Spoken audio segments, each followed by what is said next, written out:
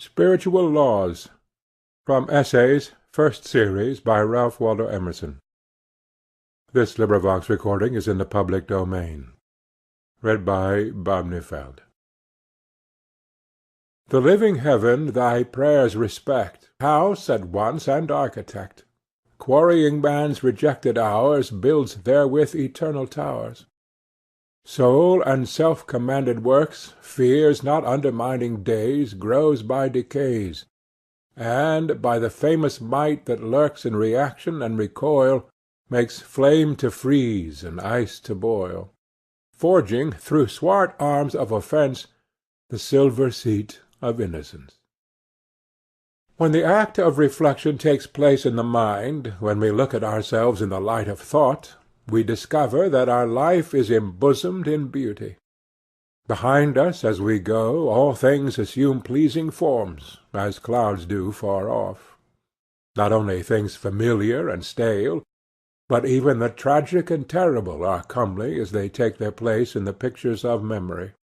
The river-bank, the weed at the water-side, the old house, the foolish person, however neglected in the passing, have a grace in the past.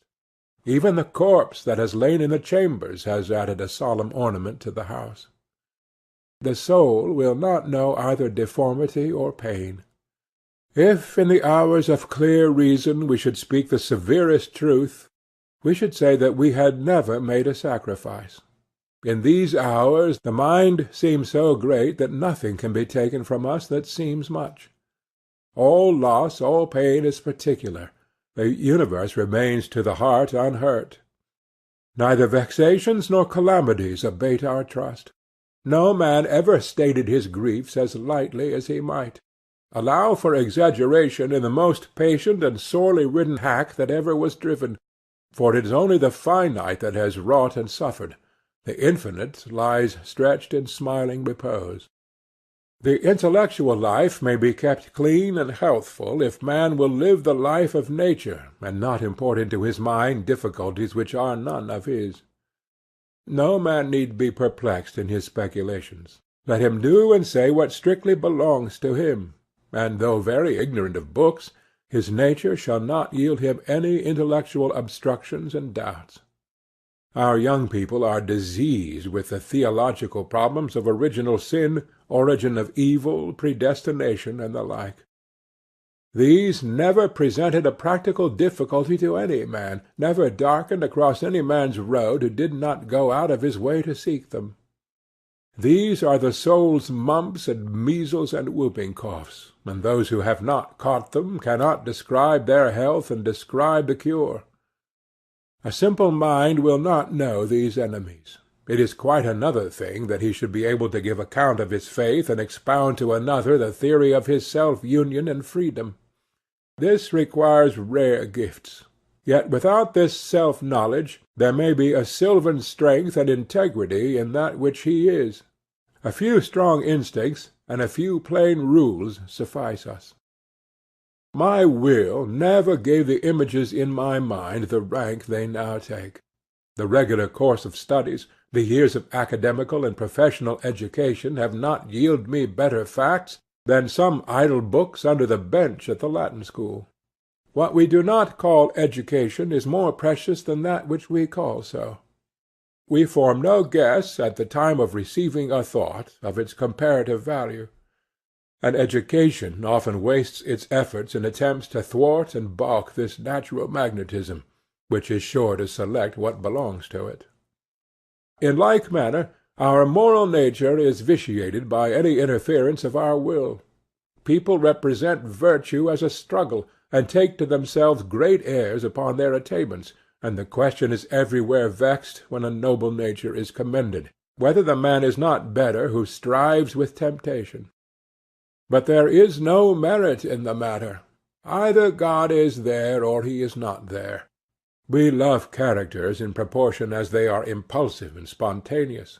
The less a man thinks or knows about his virtues, the better we like him. Timoleon's victories are the best victories, which ran and flowed like Homer's verses, Plutarch said.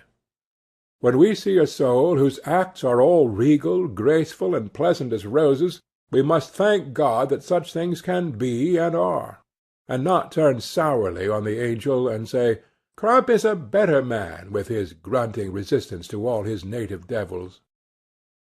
Not less conspicuous is the preponderance of nature over will in our practical life. There is less intention in history than we ascribe to it. We impute deep-laid, far-sighted plans to Caesar and Napoleon, but the best of their power was in nature and not in them. Men of an extraordinary success in their honest moments have always sung, "Not unto us, not unto us." According to the faith of their times, they have built altars to Fortune, or to Destiny, or to St. Julian. Their success lay in their parallelism to the course of thought, which found in them an unobstructed channel, and the wonders of which they were the visible conductors seemed to the eye their deed. Did the wires generate the galvanism? It is even true that there was less in them on which they could reflect than in another, as the virtue of a pipe is to be smooth and hollow. That which externally seemed will and immovableness was willingness and self-annihilation. Could Shakespeare give a theory of Shakespeare? Could ever a man of prodigious mathematical genius convey to others any insight into his methods? If he could communicate that secret, it would instantly lose its exaggerated value, blending with the daylight and the vital energy, the power to stand and to go. The lesson is forcibly taught by these observations, that our life might be much easier and simpler than we make it, that the world might be a happier place than it is, that there is no need of struggles, convulsions, and despairs, of the wringing of the hands and the gnashing of the teeth, that we miscreate our own evils. We interfere with the optimism of nature, for whenever we get this vantage-ground of the past, or of a wiser mind in the present, we are able to discern that we are begirt with laws which execute themselves. The face of external nature teaches the same lesson.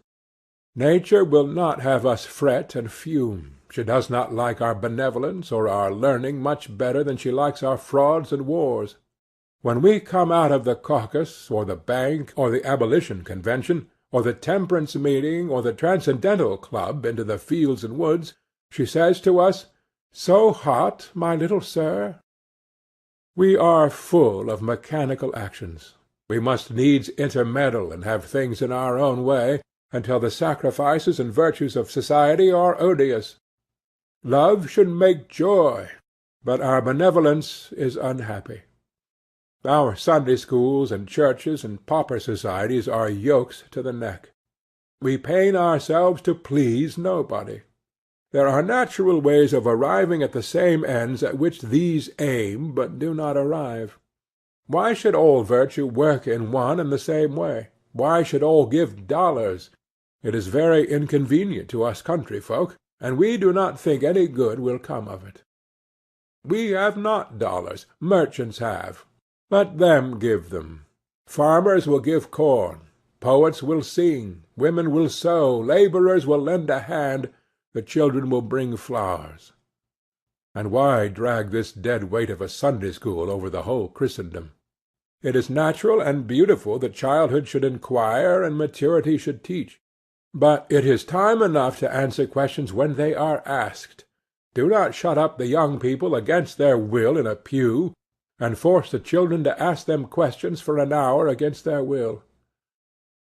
If we look wider, things are all alike. Laws and letters and creeds and modes of living seem a travesty of truth. Our society is encumbered by ponderous machinery, which resembles the endless aqueducts which the Romans built over hill and dale, and which are superseded by the discovery of the law that water rises to the level of its source. It is a Chinese wall which any nimble Tartar can leap over. It is a standing army, not so good as a peace. It is a graduated, titled, richly appointed empire, quite superfluous when town meetings are found to answer just as well. Let us draw a lesson from nature, which always works by short ways. When the fruit is ripe, it falls. When the fruit is dispatched, the leaf falls. The circuit of the waters is mere falling. The walking of man and all animals is a falling forward. All our manual labour and works of strength, as prying, splitting, digging, rowing, and so forth, are done by dint of continually falling, and the globe, earth, moon, comet, sun, star, fall for ever and ever. The simplicity of the universe is very different from the simplicity of a machine. He who sees moral nature out and out, and thoroughly knows how knowledge is acquired and character formed, is a pedant. The simplicity of nature is not that which may easily be read, but is inexhaustible. The last analysis can nowise be made. We judge of a man's wisdom by his hope, knowing that the perception of the inexhaustibleness of nature is an immortal youth. The wild fertility of nature is felt in comparing our rigid names and reputations with our fluid consciousness. We pass in the world for sects and schools, for erudition and piety, and we are all the time jejune babes. One sees very well how Pyrrhonism grew up. Every man sees that he is that middle point whereof everything may be affirmed and denied with equal reason. He is old, he is young, he is very wise, he is altogether ignorant. He hears and feels what you say of the seraphim and of the tin pedlar. There is no permanent wise man except in the figment of the Stoics. We side with the hero, as we read or paint, against the coward and the robber. But we have been ourselves that coward and robber, and shall be again, not in the low circumstance, but in comparison with the grandeurs possible to the soul. A little consideration of what takes place around us every day would show us that a higher law than that of our will regulates events; that our painful labours are unnecessary and fruitless; that only in our easy, simple, spontaneous action are we strong, and by contenting ourselves with obedience we become divine. Belief and love. A believing love will relieve us of a vast load of care.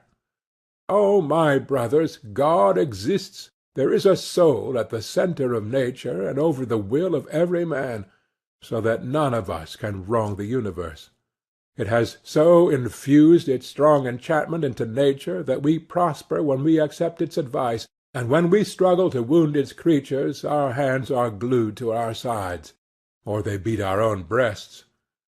The whole course of things goes to teach us faith. We need only obey. There is guidance for each of us, and by lowly listening we shall hear the right word. Why need you choose so painfully your place and occupation and associates and modes of action and of entertainment? Certainly there is a possible right for you that precludes the need of balance and wilful election. For you there is a reality, a fit place and congenial duties. Place yourself in the middle of a stream of power and wisdom which animates all whom it floats, and you are without effort impelled to truth, to right, and a perfect contentment. Then you put all gainsayers in the wrong. Then you are the world, the measure of right, of truth, of beauty.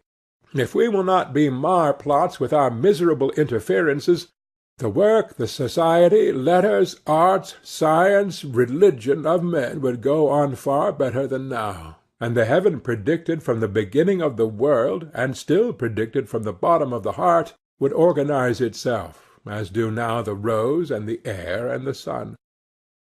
I say, do not choose.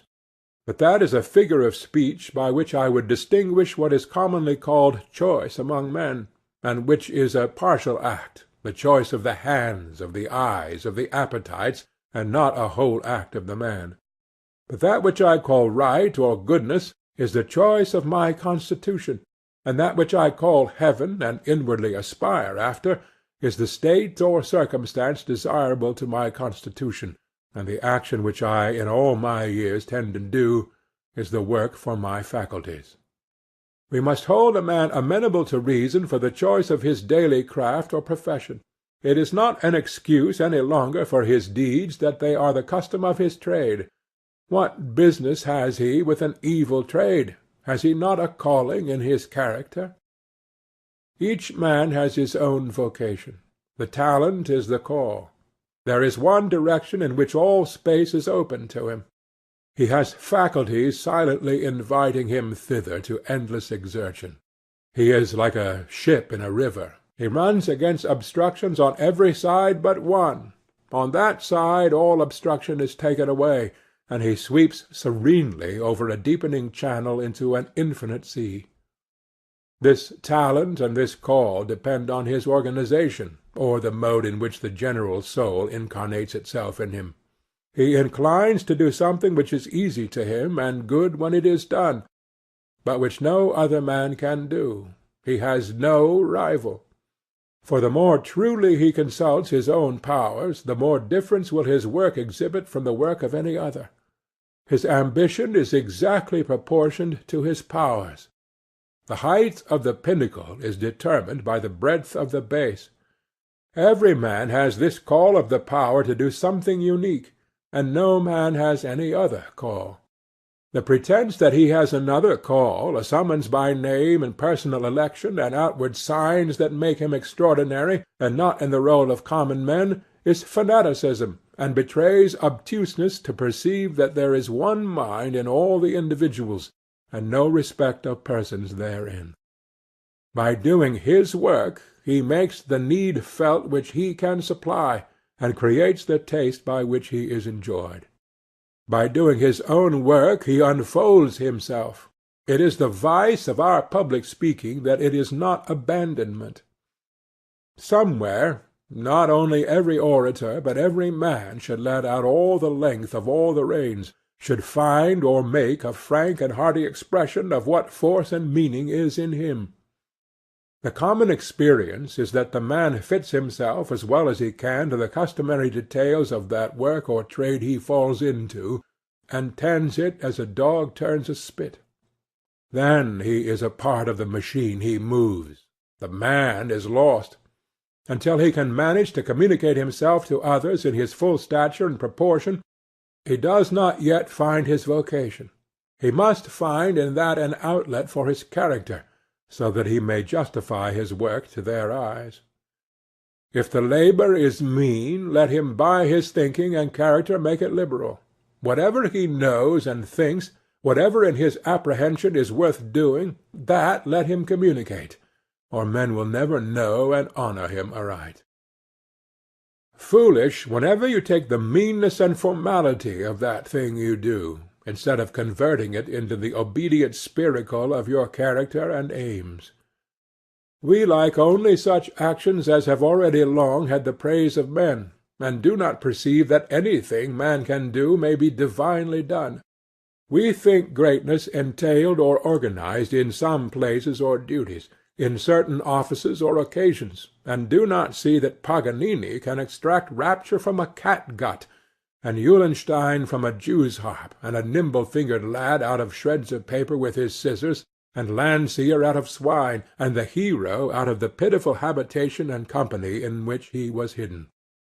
What we call obscure condition or vulgar society is that condition and society whose poetry is not yet written, but which you shall presently make as enviable and renowned as any. In our estimates let us take a lesson from kings. The parts of hospitality, the connection of families, the impressiveness of death, and 1,000 other things, royalty makes its own estimate of, and a royal mind will. To make habitually a new estimate, that is elevation. What a man does, that he has. What has he to do with hope or fear? In himself is his might.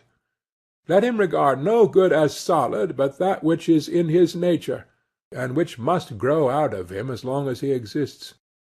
The goods of fortune may come and go like summer leaves. Let him scatter them on every wind as the momentary signs of his infinite productiveness. He may have his own. A man's genius, the quality that differences him from every other, the susceptibility to one class of influences, the selection of what is fit for him, the rejection of what is unfit, determines for him the character of the universe. A man is a method, a progressive arrangement. a selecting principle, gathering his like to him wherever he goes. He takes only his own out of the multiplicity that sweeps and circles round him. He is like one of those booms which are set out from the shore on rivers to catch driftwood, or like the lodestone amongst splinters of steel. These facts, words, persons, which dwell in his memory without his being able to say why, remain because they have a relation to him not less real for being as yet unapprehended. They are symbols of value to him, as they can interpret parts of his consciousness which he would vainly seek words for in the conventional images of books and other minds. What attracts my attention shall have it, as I will go to the man who knocks at my door, whilst 1,000 persons as worthy go by it, to whom I give no regard. It is enough that these particulars speak to me. A few anecdotes, a few traits of character, manners, face, a few incidents, have an emphasis in your memory out of all the proportion to their apparent significance, if you measure them by the ordinary standards. They relate to your gift. Let them have their weight, and do not reject them and cast about for illustration and facts more usual in literature. What your heart thinks great is great. The soul's emphasis is always right. Over all things that are agreeable to his nature and genius the man has the highest right. Everywhere he may take what belongs to his spiritual estate, nor can he take anything else, though all doors are open, nor can all the force of men hinder him from taking so much. It is vain to attempt to keep a secret from one who has a right to know it. It will tell itself. That mood into which a friend can bring us is his dominion over us. To the thoughts of that state of mind he has a right. All the secrets of that state of mind he can compel. This is a law which statesmen use in practice. All the terrors of the French Republic, which held Austria in awe, were unable to command her diplomacy. But Napoleon sent to Vienna Monsieur de Narbonne, one of the old noblesse, with the morals, manners, and name of that interest, saying that it was indispensable to send to the old aristocracy of Europe men of the same connection, which, in fact, constitutes a sort of Freemasonry. Monsieur de Narbonne in less than a fortnight penetrated all the secrets of the imperial cabinet. Nothing seems so easy as to speak and to be understood, yet a man may come to find that the strongest of defences and of ties, that he has been understood. And he who has received an opinion may come to find it the most inconvenient of bonds. If a teacher have any opinion which he wishes to conceal, his pupils will become as fully indoctrinated into that as into any which he publishes. If you pour water into a vessel twisted into coils and angles, it is vain to say, I will pour it only into this or that. It will find its level in all. Men feel and act the consequences of your doctrine without being able to show you how they follow. Show us an arc of the curve, and a good mathematician will find out the whole figure. We are always reasoning from the seen to the unseen. Hence the perfect intelligence that subsists between wise men of remote ages. A man cannot bury his meanings so deep in his book, but time and like-minded men will find them. Plato had a secret doctrine, had he? What secret can he conceal from the eyes of Bacon, of Montaigne, of Kant?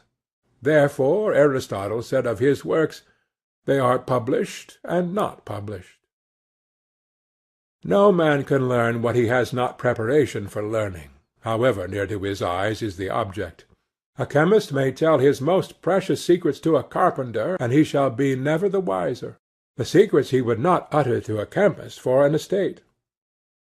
God screens us evermore from premature ideas. Our eyes are holden that we cannot see things that stare us in the face until the hour arrives when the mind is ripened.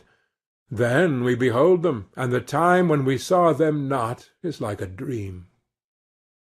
Not in nature, but in man is all the beauty and worth he sees. The world is very empty, and is indebted to this gliding, exalted soul for all its pride.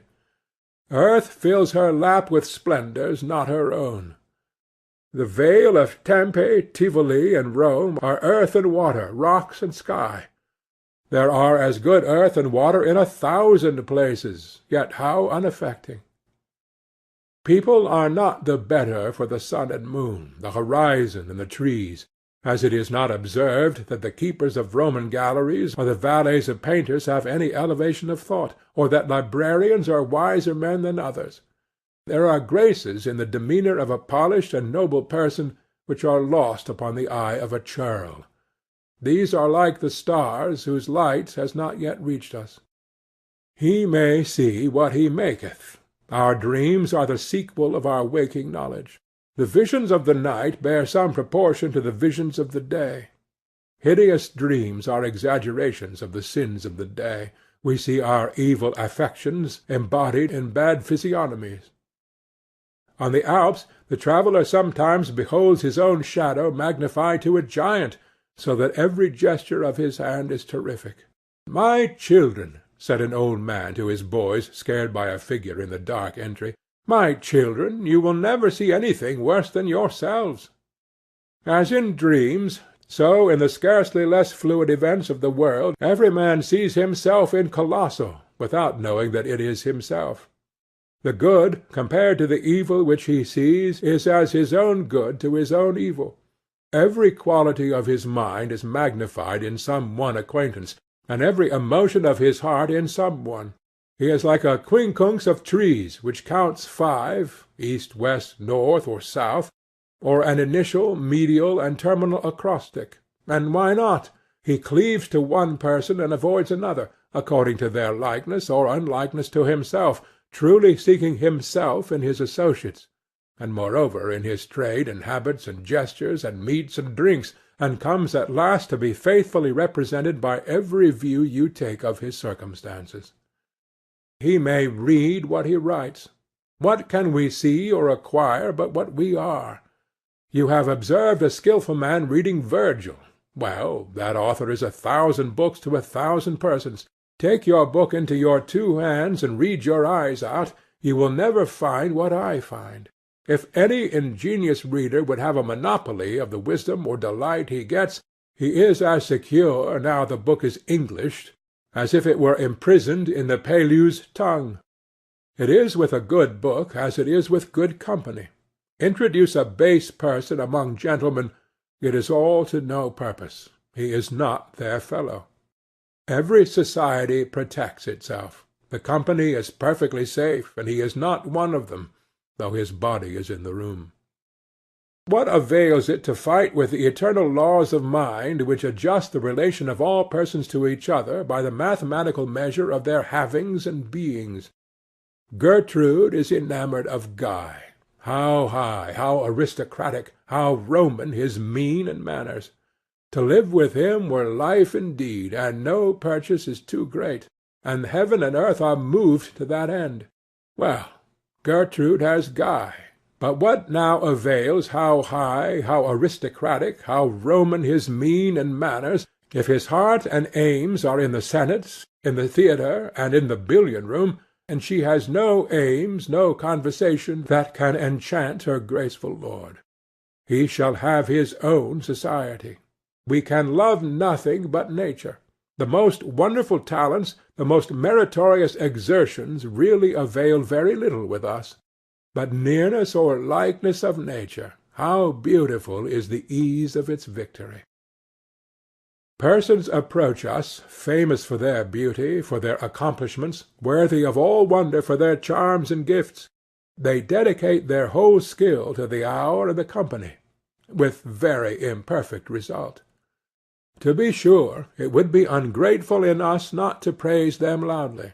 Then, when all is done, a person of related mind, a brother or sister by nature, comes to us so softly and easily, so nearly and intimately, as if it were the blood in our proper veins, that we feel as if some one was gone, instead of another having come. We are utterly relieved and refreshed. It is a sort of joyful solitude. We foolishly think in our days of sin that we must court friends by compliance to the customs of society, to its dress, its breeding, and its estimates. But only that soul can be my friend which I encounter on the line of my own march, that soul to which I do not decline, and which does not decline to me, but, native of the same celestial latitude, repeats in his own all my experience. The scholar forgets himself, and apes the customs and costumes of the man of the world to deserve the smile of beauty, and follows some giddy girl, not yet taught by religious passion to know the noble woman with all that is serene, oracular, and beautiful in her soul. Let him be great, and love shall follow him. Nothing is more deeply punished than the neglect of the affinities by which alone society should be formed, and the insane levity of choosing associates by others' eyes. He may set his own rate. It is a maxim worthy of all acceptation that a man may have that allowance he takes. Take the place and attitude which belong to you, and all men acquiesce. The world must be just. It leaves every man, with profound unconcern, to set his own rate. Hero or driveller, it meddles not in the matter. It will certainly accept your own measure of your doing and being, whether you sneak about and deny your own name, or whether you see your work produced to the concave sphere of the heavens, one with the revolution of the stars. The same reality pervades all teaching. The man may teach by doing, and not otherwise. If he can communicate himself, he can teach, but not by words. He teaches who gives, and he learns who receives. There is no teaching until the pupil is brought into the same state or principle in which you are. A transfusion takes place. He is you, and you are he. Then is a teaching, and by no unfriendly chance or bad company can he ever quite lose the benefit. But your propositions run out of one ear as they ran in at the other. We see it advertised that Mr. Grand will deliver an oration on the 4th of July, and Mr. Hand before the Mechanics' Association, and we do not go thither, because we know that these gentlemen will not communicate their own character and experience to the company. If we had reason to expect such a confidence, we should go through all inconvenience and opposition. The sick would be carried in litters, but a public oration is an escapade, a non-committal, an apology, a gag, and not a communication, not a speech, not a man. A like Nemesis presides over all intellectual works. We have yet to learn that the thing uttered in words is not therefore affirmed. It must affirm itself, or no forms of logic or of oath can give it evidence. The sentence must also contain its own apology for being spoken. The effect of any writing on the public mind is mathematically measurable by its depth of thought. How much water does it draw? If it awaken you to think, if it lift you from your feet with the great voice of eloquence, then the effect is to be wide, slow, permanent over the minds of men. If the pages instruct you not, they will die like flies in the hour. The way to speak and write what shall not go out of fashion is to speak and write sincerely. The argument which has not power to reach my own practice, I may well doubt will fail to reach yours. But take Sidney's maxim, look in thy heart and write. He that writes to himself writes to an eternal public. That statement only is fit to be made public, which you have come at in attempting to satisfy your own curiosity. The writer who takes his subject from his ear, and not from his heart, should know that he has lost as much as he seems to have gained, and when the empty book has gathered all its praise, and half the people say, "What poetry! What genius!" it still needs fuel to make fire. That only profits which is profitable. Life alone can impart life, and though we should burst, we can only be valued as we make ourselves valuable. There is no luck in literary reputation. They who make up the final verdict upon every book are not the partial and noisy readers of the hour when it appears, but a court as of angels, a public not to be bribed, not to be entreated, and not to be overawed, decides upon every man's title to fame. Only those books come down which deserve to last, Gilt edges, vellum in morocco, and presentation copies to all the libraries will not preserve a book in circulation beyond its intrinsic date. It must go with all Walpole's noble and royal authors to its fate. Blackmore, Kotzebue, or Pollock may endure for a night, but Moses and Homer stand forever. There are not in the world at any one time more than a dozen persons who read and understand Plato, never enough to pay for an edition of his works, yet to every generation these come duly down, for the sake of those few persons, as if God brought them in his hand. No book, said Bentley, was ever written down by any but itself. The permanence of all books is fixed by no effort, friendly or hostile, but by their own specific gravity, or the intrinsic importance of their contents to the constant mind of man. Do not trouble yourself too much about the light on your statue, said Michelangelo to the young sculptor. The light of the public square will test its value. In like manner the effect of every action is measured by the depth of the sentiment from which it proceeds. The great man knew not that he was great. It took a century or two for that fact to appear. What he did because he must. It was the most natural thing in the world, and grew out of the circumstances of the moment.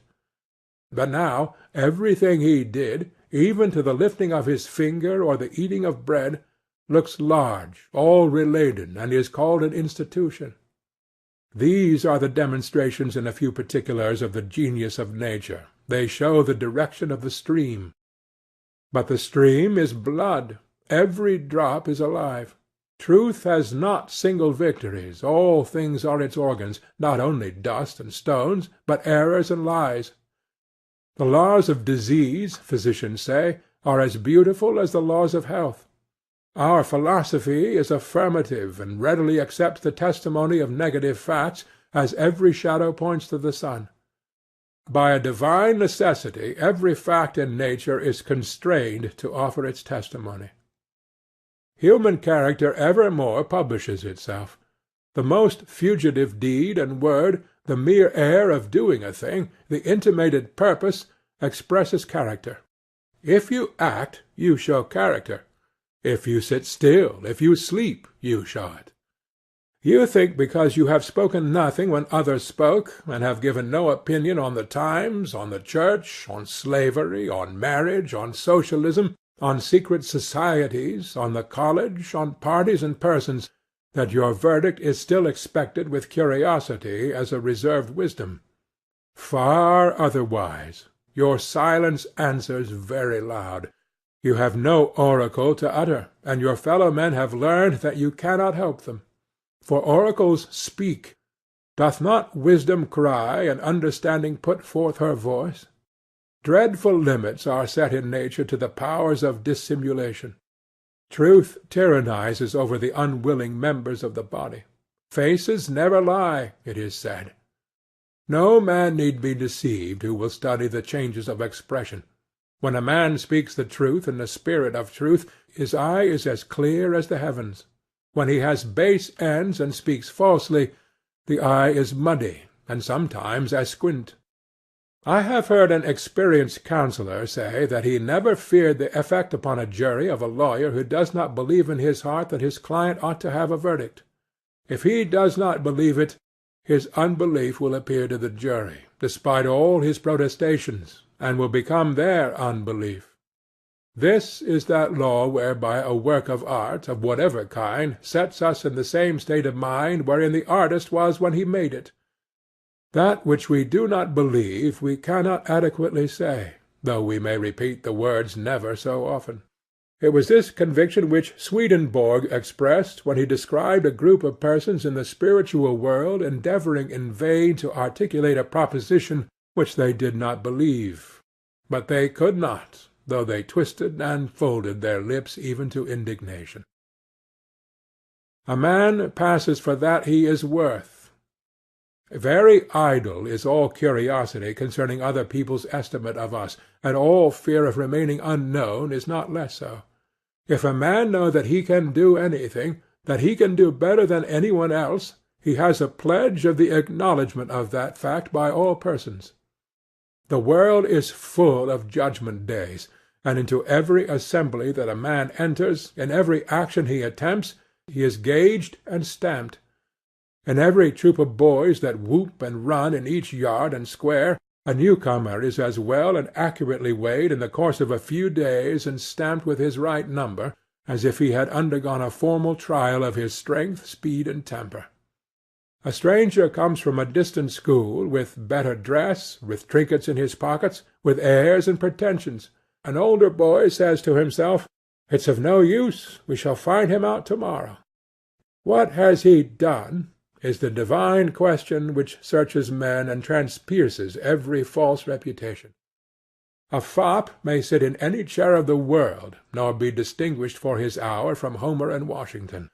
But there need never be any doubt concerning the respective ability of human beings. Pretension may sit still, but cannot act. Pretension never feigned an act of real greatness. Pretension never wrote an Iliad, nor drove back Xerxes, nor Christianized the world, nor abolished slavery. As much virtue as there is, so much appears; as much goodness as there is, so much reverence it commands. All the devils respect virtue. The high, the generous, the self-devoted sect will always instruct and command mankind. Never was a sincere word utterly lost. Never a magnanimity fell to the ground, but there is some heart to greet and accept it unexpectedly. A man passes for that he is worth. What he is engraves itself on his face, on his form, on his fortunes, in letters of light. Concealment avails him nothing, boasting nothing. There is confession in the glances of our eyes, in our smiles, in salutations, and the grasp of hands.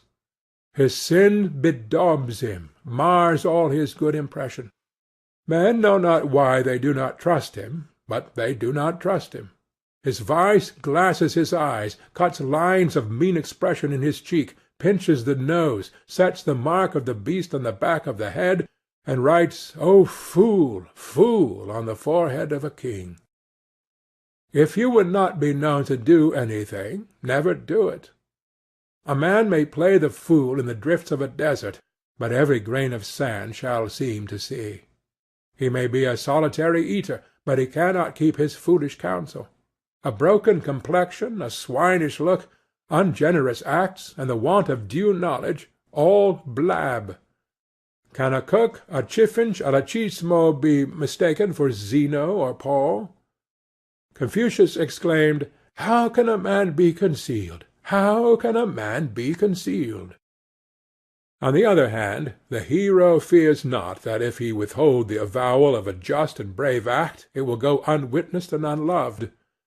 One knows it himself, and he is pledged by it to sweetness of peace and to nobleness of aim, which will prove in the end a better proclamation of it than the relating of the incident. Virtue is the adherence in action to the nature of things, and the nature of things makes it prevalent. It consists in a perpetual substitution of being for seeing, and with sublime propriety God is described as saying, "I am." The lesson which these observations convey is, be and not seem. Let us acquiesce. Let us take our bloated nothingness out of the path of the divine circuits. Let us unlearn our wisdom in the world. Let us lie low in the Lord's power, and learn that truth alone makes rich and great. If you visit your friend, why need you apologize for not having visited him, and waste his time and deface your own act? Visit him now. Let him feel that the highest love has come to see him, in thee its lowest organ. Or why need you torment yourself and friend by secret self-reproaches that you have not assisted him, or complimented him with gifts and salutations heretofore? Be a gift and a benediction. Shine with real light, and not with the borrowed reflection of gifts.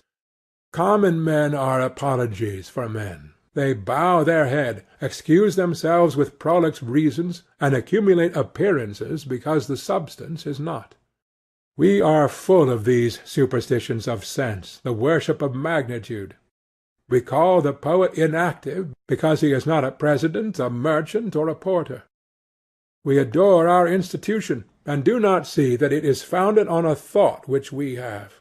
But real action is in silent moments. The epochs of our life are not in the visible facts of our choice of a calling, our marriage, our acquisition of an office, and the like, but in a silent thought by the wayside as we walk, a thought which revises our entire manner of life, and says, Thus hast thou done, but it were better thus.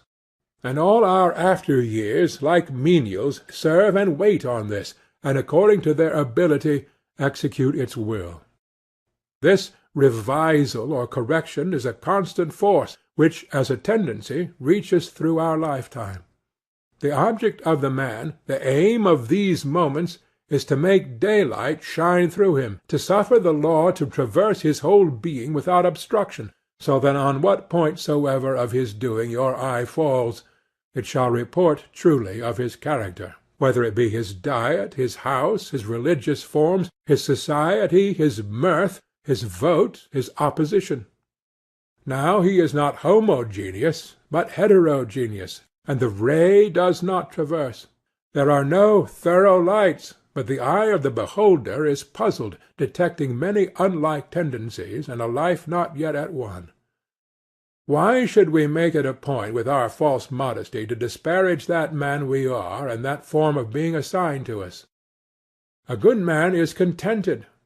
I love and honor Epaminondas, but I do not wish to be Epaminondas. I hold it more just to love the world of this hour than the world of his hour. Nor can you, if I am true, excite me to the least uneasiness by saying, He acted, and thou sittest still. I see action to be good when the need is, and sitting still to be also good. Epaminondas, if he was the man I take him for, would have sat still with joy and peace if his lot had been mine. Heaven is large, and affords space for all modes of love and fortitude. Why should we be busybodies and superserviceable? Action and inaction are alike to the true. One piece of a tree is cut by a weathercock, and one for the sleeper of a bridge. The virtue of the wood is apparent in both. I desire not to disgrace the soul. The fact that I am here certainly shows me that the soul had need of an organ here. Shall I not assume the post? Shall I skulk and dodge and duck with my unseasonable apologies and vain modesty, and imagine my being here impertinent? Less permanent than Epaminondas or Homer being there, that the soul did not know its own needs. Besides, without any reasoning on the matter, I have no discontent. The good soul nourishes me, and unlocks new magazines of power and enjoyment to me every day. I will not meanly decline the immensity of good because I have heard that it has come to others in another shape. Besides, why should we be cowed by the name of action? 'Tis a trick of the senses, no more. We know that the ancestor of every action is a thought. The poor mind does not seem to itself to be anything unless it have an outside badge, some Gentoo diet, or Quaker coat, or Calvinist prayer-meeting, or philanthropic society, or a great donation, or a high office, or anyhow some wild contrasting action to testify that it is something. The rich mind lies in the sun and sleeps, and is nature. To think is to act. Let us, if we must have great actions, make our own so. All action is of an infinite elasticity, and the least admits of being inflated with the celestial air until it eclipses the sun and moon. Let us seek one peace by fidelity. Let me heed my duties. Why need I go gadding into the scenes and philosophy of Greek and Italian history before I have justified myself to my benefactors?